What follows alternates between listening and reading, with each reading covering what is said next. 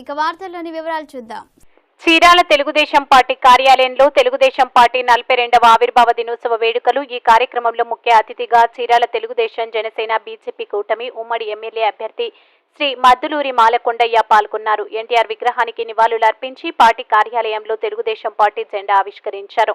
అన్న నందమూరి తారక రామారావు తెలుగుదేశం పార్టీ స్థాపించి బడుగు బలహీన వర్గాలకు రాజ్యాధికారం అందించిన పార్టీ తెలుగుదేశం పార్టీ. అలాంటి పార్టీలో మనమందరం ఉండటం గర్వకారణమని అన్నారు. ఈ కార్యక్రమంలో తెలుగుదేశం, జనసేన, బీజేపీ పార్టీ నాయకులు, కార్యకర్తలు తదితరులు పాల్గొన్నారు.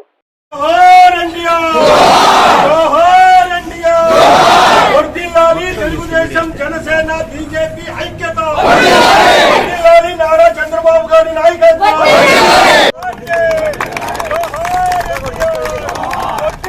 తెలుగుదేశం, జనసేన, బీజేపీ ఐక్యత. తెలుగుదేశం, జనసేన, బీజేపీ ఐక్యత. నారా చంద్రబాబు గారి నాయకత్వం. పవర్ స్టార్ పవన్ కళ్యాణ్ గారి నాయకత్వం. నరేంద్ర మోడీ గారి నాయకత్వం. తెలుగుదేశం, జనసేన, బీజేపీ నాయకులందరికీ కూడా ముందుగా నా యొక్క నమస్కారాలు.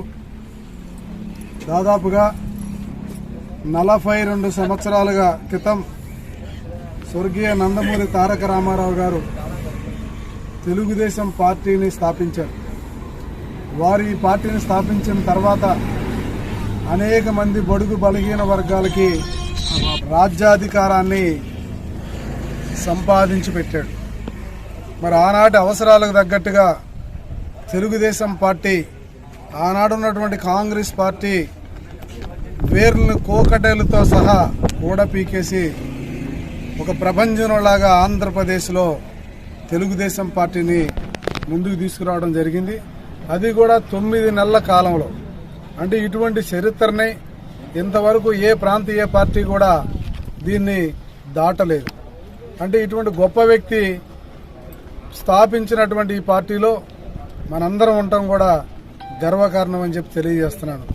అలాగే ఈ పార్టీలో చంద్రబాబు లాంటి ఒక విజనరీ ముఖ్యమంత్రి అవడం, ప్రపంచ దేశాలన్నిటికీ కూడా ఒక గుర్తింపు పొందడం జరిగింది.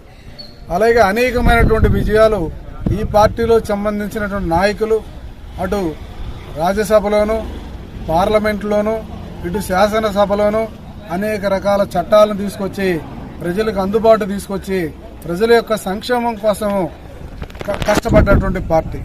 మొట్టమొదటిసారిగా భారతదేశానికి సంక్షేమ పథకాలని పరిచయం చేసినటువంటి వ్యక్తి శ్రీ నందమూరి తారక రామారావు గారు అన్న విషయాన్ని మనం మర్చిపోకూడదు. అలాగే మన రాష్ట్రంలోనే కాదు, భారతదేశంలో కూడా నేషనల్ ఫ్రంట్ ఏర్పాటు చేసి దేశంలో ఉన్నటువంటి ప్రముఖులందరినీ కూడా ఒక్కసారి తీసుకొచ్చి అనేక సార్లు ప్రధానమంత్రులను కూడా ఈ తెలుగుదేశం పార్టీ రాష్ట్రపతులని, ప్రధానమంత్రులను కూడా చేసే స్థితికి వెళ్ళింది. భారతదేశంలో ఏ ప్రాంతీయ పార్టీకి లేనటువంటి గుర్తింపు ఈ యొక్క ప్రాంతీయ పార్టీకి ఉందన్నది ఏమాత్రం ఆశ్చర్యకరమైనటువంటి విషయం కాదు. అలాగే ఈరోజు 2024 ఈ ఎలక్షన్లో తిరిగి మళ్ళా జనసేనని, బీజేపీని కలుపుకొని అవతల ఉన్నటువంటి వైసీపీ ప్రభుత్వానికి ముచ్చెమటలు పట్టించి వాళ్ళందరినీ కూడా భయభ్రాంతులను చేసి రేపు రాబోయే 2024 ఎలక్షన్లో తిరిగి మళ్ళా తెలుగుదేశం, జనసేన, బీజేపీ జెండా ఎగరటం కోసం చేసినటువంటి కృషి ఏదైతే ఉందో ఇది ఎవ్వరికి అర్థం కాని పరిస్థితి.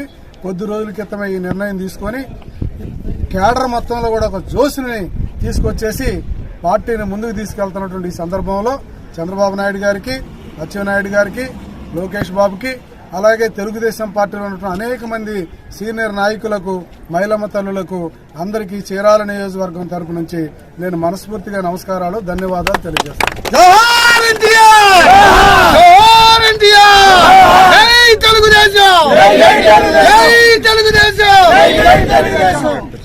వార్తలు ఇంతటితో సమాప్తం. మళ్ళీ తిరిగి ప్రసారం అయ్యే టీవీ 9 న్యూస్ లో కలుద్దాం. అంతవరకు సెలవు.